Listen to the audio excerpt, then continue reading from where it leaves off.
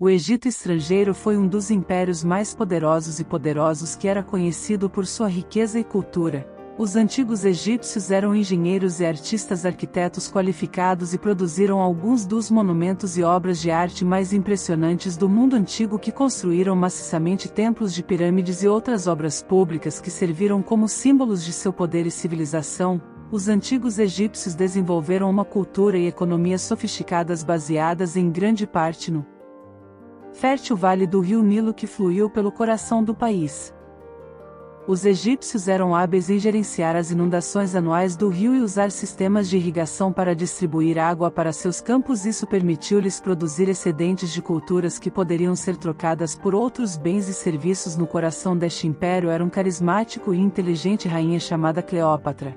Ela chegou ao trono aos 18 anos de idade após a morte de seu pai Ptolomeu XII em 51 AC. Ela era conhecida por seu patrocínio das artes e sua corte foi o lar de muitos dos mais renomados artistas, escritores e estudiosos da época. Cleópatra era uma erudita e poeta e era fluente em várias línguas, incluindo grego, egípcio e latim. Ela governaria o Egito conjuntamente como corregente com seus 10 anos Ptolomeu XIII, que também era seu marido, algo muito comum na cultura egípcia. No entanto, seu relacionamento estava repleto de tensão e conflito desde o início.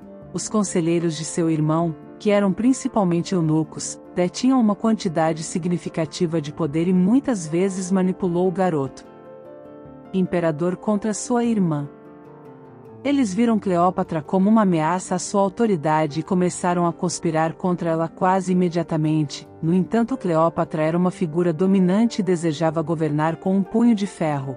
Talvez fosse suas próprias ambições ou apenas o fato de que seu irmão era muito jovem para governar. Ela tentou jogar um papel importante no governo do país. Isso fez com que ela se chocasse com os nobres que constantemente importunavam o menino faraó contra Cleópatra. Ela percebeu a situação tensa e entendeu que a regra conjunta não poderia durar muito tempo, seja ela ou ela.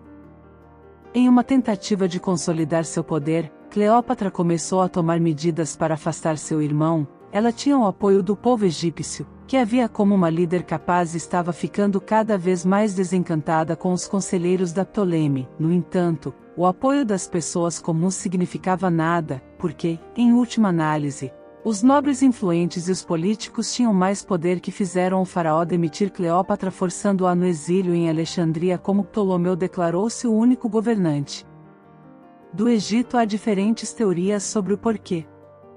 Ptolomeu não matou Cleópatra, mas apenas a exilou do Egito. Uma possibilidade é que ele pode ter hesitado em tomar uma ação tão extrema contra sua própria irmã, especialmente porque poderia ter sido visto como uma violação dos valores egípcios tradicionais. No entanto, foi provavelmente não a sua decisão de qualquer maneira, mas a decisão do menino-chefe do faraó. Pothinus, um eunuco influente que também tinha servido seu pai como um conselheiro. No entanto, o que ele não esperava era que Cleópatra iria desafiar a autoridade do No ano 48 a.C., Cleópatra retornou ao Egito com um exército que procurava recuperar seu lugar de direito no trono. Ela desembarcou com suas forças na cidade portuária de Pelusium, que estava sob o controle das forças da Ptolemy. Em uma série de batalhas que as forças de Cleópatra foram capazes de capturar a cidade, e as forças de Ptolemy do exército da derrota de Ptolemy por outro lado reagruparam-se e foram capazes de retomar a cidade de Alexandria. O conflito estava longe de terminar, contudo, e ambos os lados apressaram-se para ganhar o poder. Entretanto, no Império Romano o Grande, Júlio César derrotou Pompeu, o famoso estadista de Roma, na Batalha de Farsaces, que foi então forçado a fugir para o Egito em uma tentativa de salvar sua vida. Há muito tempo, Pompeu tinha levado ao reino egípcio grandes somas de dinheiro e ele sentiu que o faraó estava em dívida, que ele apelou para o faraó para ajudá-lo em sua luta contra Júlio César. No entanto, Ptolomeu sabia que Pompeu era um homem derrotado e com sua própria batalha para lutar contra Cleópatra, ele não estava em posição de ajudar os outros a lutar suas guerras, se ele era o único que precisava de ajuda. 4 horas e 34 minutos, contra Cleópatra. Ptolomeu, agora um menino de 14 anos, tinha amadurecido e ele jogou seu movimento político. Ele sabia que Júlio César estava indo para o Egito em busca de Pompeu e ele pensou que se ele pudesse ganhar o favor de Júlio César poderia ajudá-lo. O estadista romano Pompeia. E quando Júlio César chegou em sua corte, ele apresentou a cabeça de Pompeu como um presente a César. Para a surpresa do faraó, César estava furioso quando viu a cabeça de Pompeu, embora Pompeu fosse seu oponente.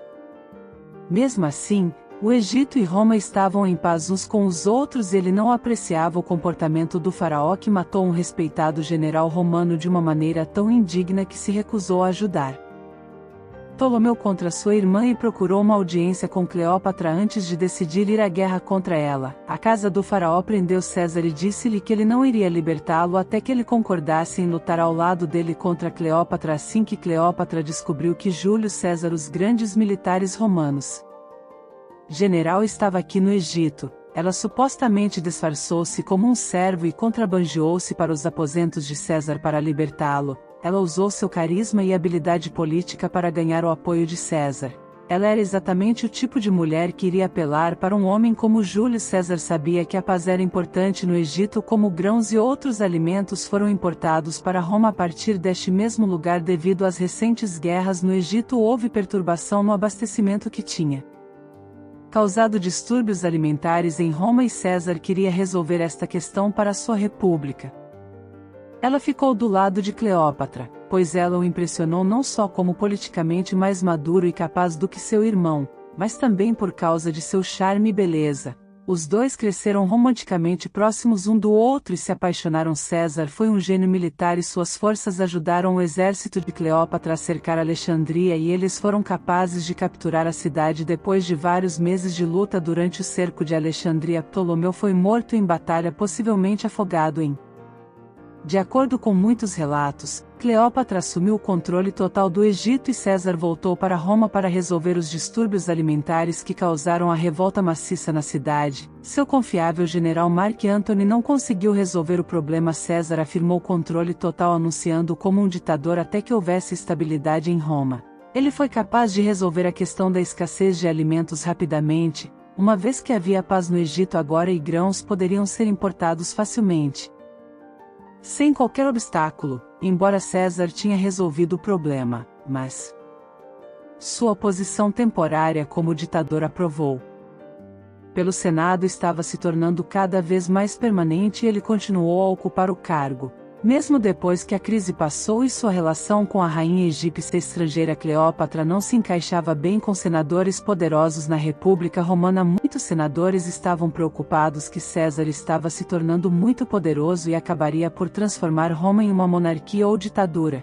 Eles também estavam preocupados com a maneira como César estava usando seu poder para minar a autoridade tradicional e privilégios do Senado e outras instituições políticas. Portanto, Júlio César foi assassinado por um grupo de senadores em 15 de março de 44. As notícias chegaram a Cleópatra e ela foi devastada tanto por sua perda pessoal e política. Cleópatra estava determinada a aliar-se com Roma novamente porque ela entendeu que Roma era uma potência dominante no mundo mediterrâneo naquela época e que uma aliança com Roma seria crucial para a segurança e prosperidade do Egito. Ela temia a invasão romana em seu próprio país e seu relacionamento com César tinha garantido que não aconteceria com César agora ido. Ela se virou para outros meios que ela alinhou-se com Marco Antônio, um dos aliados mais próximos de César e general, para garantir seu próprio trono e proteger o Egito da interferência romana. Em 41 a